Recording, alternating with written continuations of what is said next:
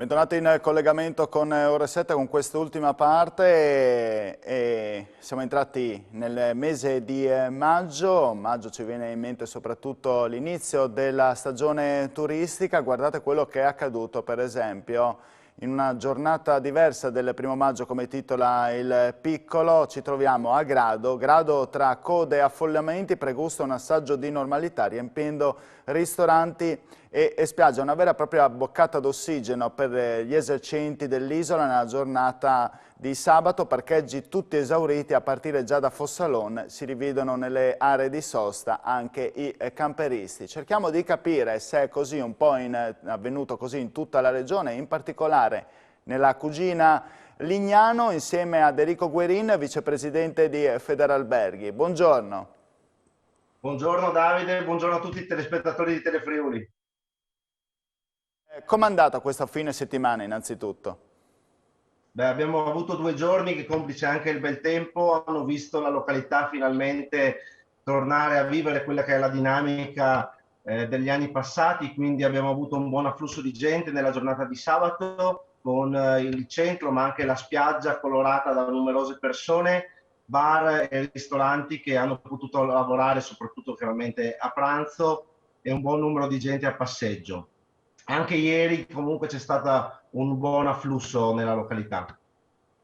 Guerin, che stagione si prospetta questa?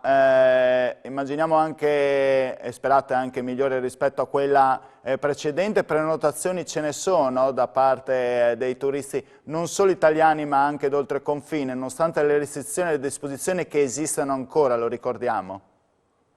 Davide, è un percorso a ostacoli in realtà, le prenotazioni arrivano ma vengono anche cancellate. Adesso diciamo che abbiamo delle buone sensazioni per quelli che sono i mesi centrali, luglio e agosto, mentre per quanto riguarda l'inizio di stagione non è per nulla semplice programmare anche le nostre aperture.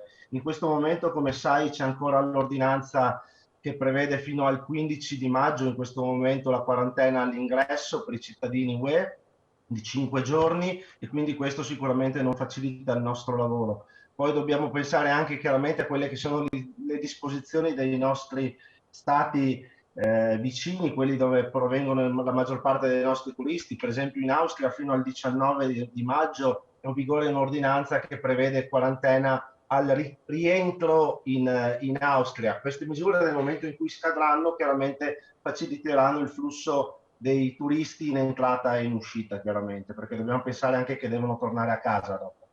Ecco, questo vuol dire praticamente che per l'ascensione non vi aspettate austriaci, non come per esempio nella Pentecoste, che lo ricordiamo a fine maggio, e non come insomma il Corpus Domini che è a inizio giugno? Esatto, per l'ascensione devo dirti che abbiamo avuto le ultime cancellazioni in questi giorni proprio perché l'ordinanza di rientro prevede la quarantena in Austria, ma in questo momento è in vigore anche la quarantena all'arrivo in Italia, quindi speriamo di poter salvare almeno le Pentecoste, che saranno il weekend del 23 di maggio, e poi di fare una buona affluenza durante il weekend del Corpus Domini, che è la prima settimana di giugno. Quanto incide negativamente le varianti, soprattutto anche l'ultimo allarme della variante indiana, o quanto incide negativamente anche il coprifuoco alle 22 che è tuttora in vigore? Dovrebbe esserlo almeno sulla carta fino al 31 luglio, anche se sappiamo che il Premier Draghi ha detto che ci sarà una ricognizione per poter vedere di prolungarlo molto più avanti. Ma quanto incidono? Guarda, incidono tantissimo psicologicamente nella testa dei turisti, perché chiaramente quando uno va in vacanza vuole una sensazione di libertà, di poter pensare all'ultimo momento cosa fare, di poter essere libero di fare un po' quello che vuole nel rispetto delle regole, chiaramente. E l'imposizione di dover rientrare alle 22 nella propria abitazione piuttosto che nel proprio albergo è chiaramente fortemente limitativa di quella che è la libertà personale. Quindi non sono sicuramente, come ti dicevo prima, un percorso a ostacoli, perché queste misure non sono sicuramente d'aiuto alla ripartenza del turismo. Voi rispetto alla precedente stagione, anche a memoria, insomma, avete avuto tante più prenotazioni, lei ha parlato di cancellazioni anche, ma avete avuto più prenotazioni rispetto alla scorsa stagione oppure siamo in linea con l'anno precedente? Diciamo che la dinamica rispetto allo scorso anno è fortemente cambiata. Il fatto che i turisti abbiano potuto assaggiare lo scorso anno comunque un'estate dove hanno potuto godere di libertà e poter vivere le proprie vacanze in serenità sicuramente ha aiutato il flusso di prenotazioni per quest'anno. Ma come ti dicevo, è un flusso di prenotazioni che riguarda soprattutto la parte centrale dell'estate, quindi luglio e agosto. Mentre i mesi spalla, quelli soprattutto l'inizio di stagione, adesso stiamo ricevendo veramente poco e anzi, quello che era stato costruito stiamo anche ricevendo molte cancellazioni, chiaramente, perché Insomma, queste misure che siete un po' vengono prorogate, preoccupati anche. siamo fortemente preoccupati, sì, per questo inizio di stagione. Senta, io le faccio vedere quest'ultima immagine, e l'ho pubblicata anche prima, quella della Gazzetta dello Sport, pazzi per l'Inter. Adesso non chiedo di che fede lei è, insomma, per questa conquista del 19° scudetto, ma io vedo tantissima gente, si è parlato spesso di no ad assembramenti. Mi faccio una battuta, non lo so, visto che voi Guarda, avete io dovuto vedendo invece un'immagine. essere abbastanza ligi a tutte le ordinanze che ci sono state. Io guardando un'immagine del genere provo rabbia e sconforto perché noi come operatori siamo costretti a sottostare a delle limitazioni che possono essere anche condivisibili in certi casi con rigore ferreo.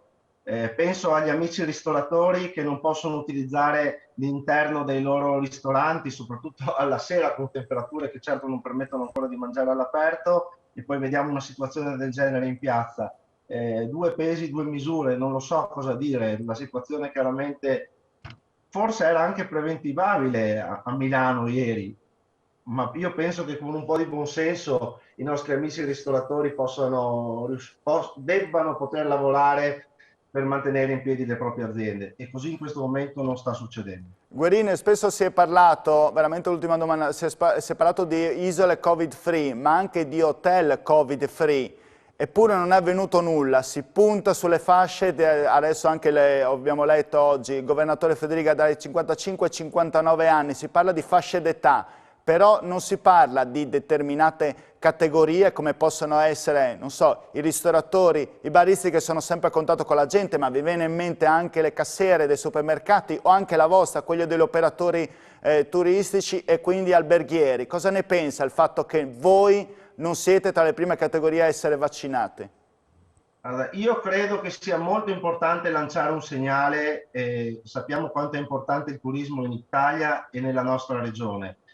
Iniziare una campagna vaccinale per gli operatori del turismo, comunque per tutti gli operatori che sono a stretto contatto con il pubblico, è molto importante per la salute dei nostri collaboratori e per dare un segnale anche ai turisti e ai nostri clienti. Quindi io chiedo, come abbiamo già fatto, di pensare a una campagna dedicata per noi operatori. Grazie Guerini per questo suo intervento, le auguro una buona giornata. Grazie, buona giornata a tutti voi.